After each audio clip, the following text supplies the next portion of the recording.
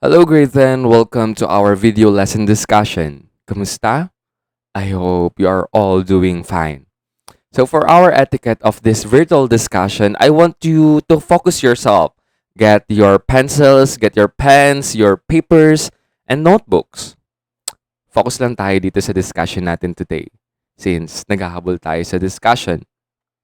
Okay, from our last time discussion, we talked about the different various sources, right? We also highlight the primary, the secondary, and the tertiary sources. Also, nabigyan kayo ng pagkakataon na kumuha ng mga facts na information sa ginawa nyong activity from watching the news. Right? Still, for our discussion for today, it's still about the information. It's still about the text. So let's start. Okay, let's have this first slide. Great, then I want you to pause this video discussion because I want you to analyze the given text. I-analyze nyo, i-pause nyo muna itong discussion.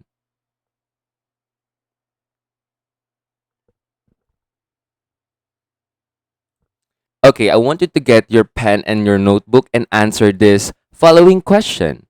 Number 1, what is the information all about? Number 2, how does the illustration help you understand the idea presented? So number 2, paano daw nakatulong itong mga illustration like this arrow, this block box to understanding the given text? Okay, so pause this video discussion so you can answer it. Okay, very good. I hope you have answer now. I-check ko yung notebook nyo. Okay, let's proceed to the next given text. This one. Again, I want you to pause this video and understand kung ano ba yung nangyayari dito sa slide.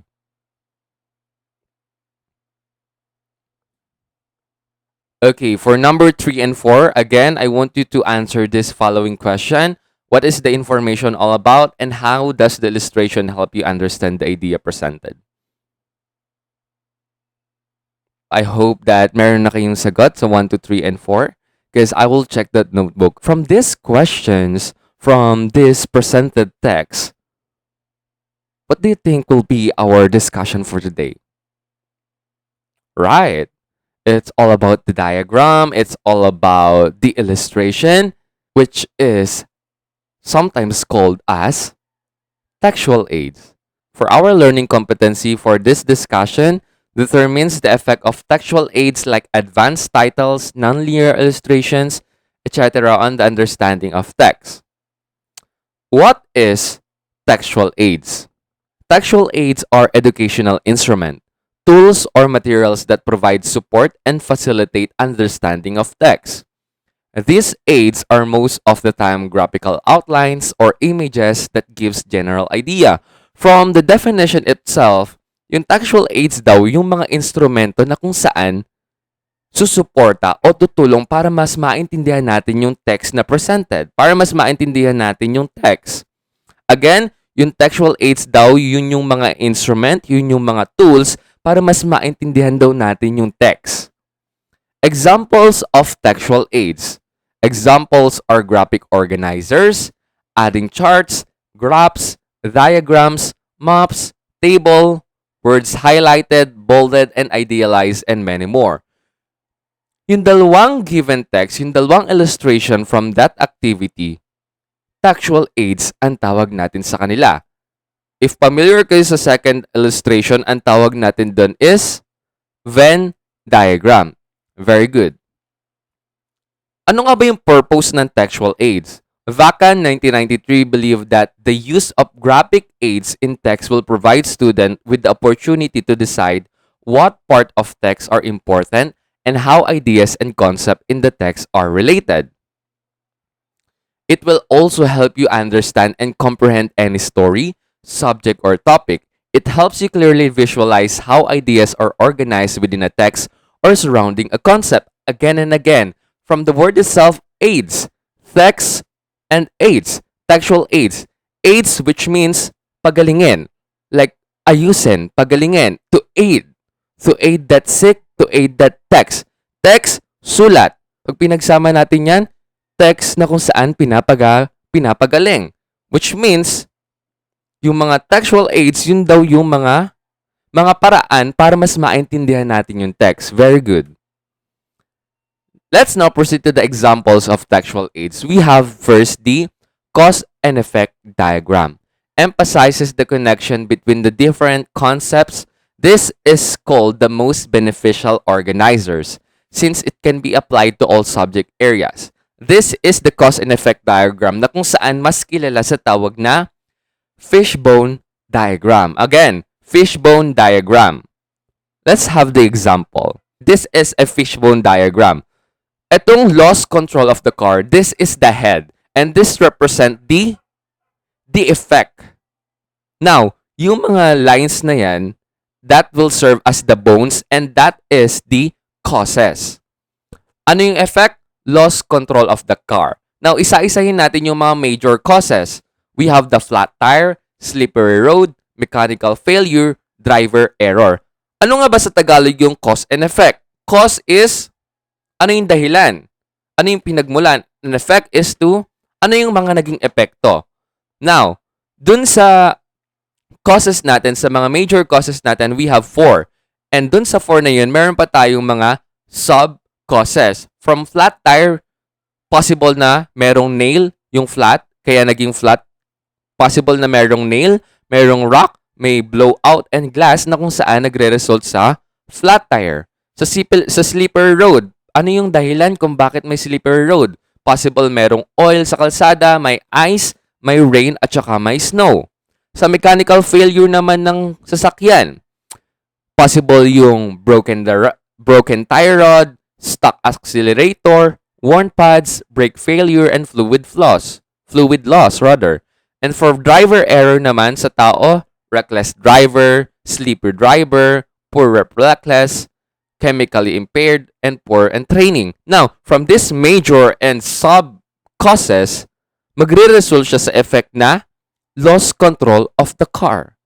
Nakuha natin, again, fishbone diagram represent the cause and effect ng mga information. Nagets na natin? After that, proceed to our second example of textual aids. We have the Venn diagram. Venn diagram used to identify, classify, categorize, and recognize similarities and differences of two or more subjects, ideas, thoughts, and or concept.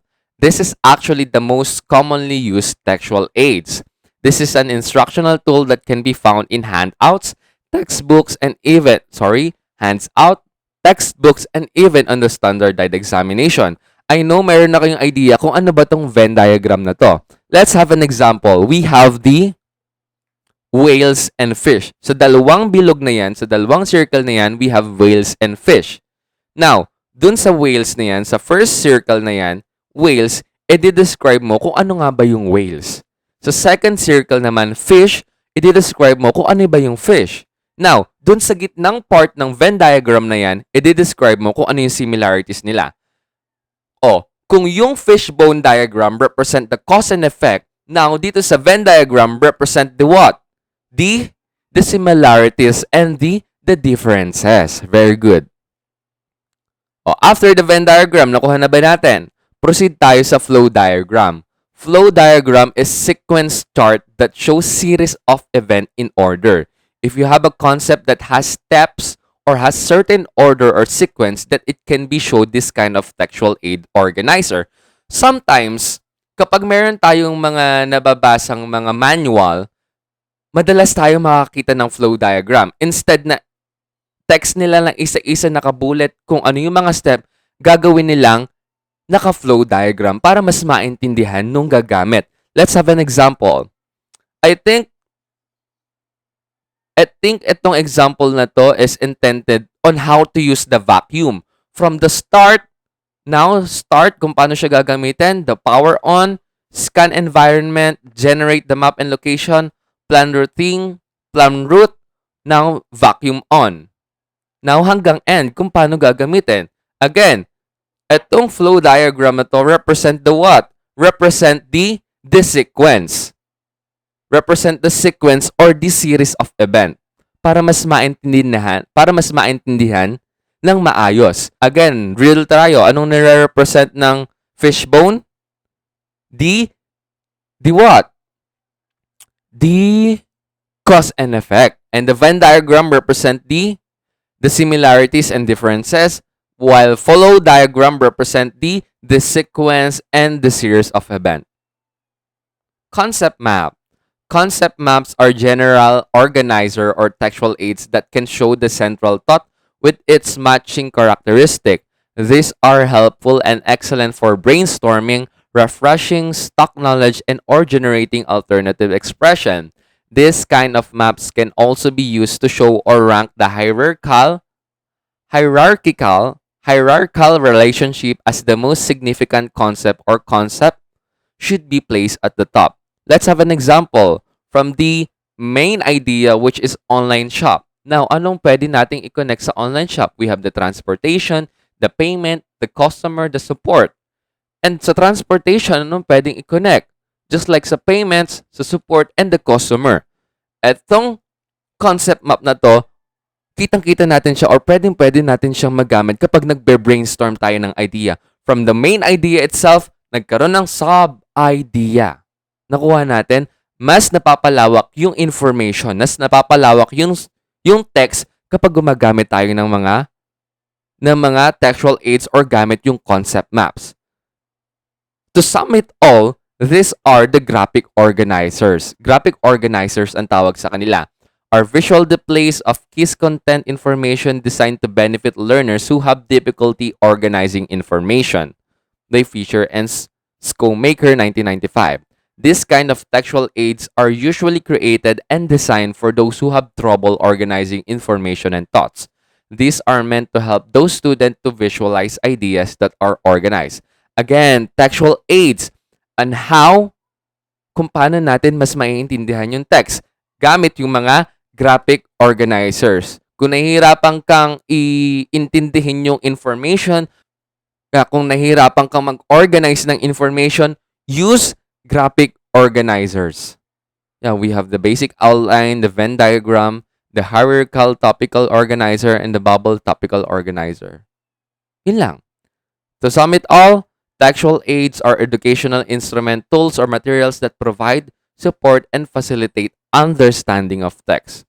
Okay na? For now, let's have an activity. Ipapasa nyo to sa akin kapag nagkaroon na ng pasok. I want you to create your own fishbone diagram. Kung saan yung head ng fishbone diagram is yung effect na student failed to pass the exam. From the head of the fishbone, nakalagay doon, student failed to pass the exam. Now, kayo na yung bahala kung anong ilalagay nyo sa 4 major causes. Kayo na bahala. Sa Venn diagram naman, comparing the popular Philippine street food, which is the fishball versus kwek-kwek. Saan po isusulat? Saan po sasagutan? Saan po gagawin yung activity? Sa bond paper. Gawin yung harap-likod na lang.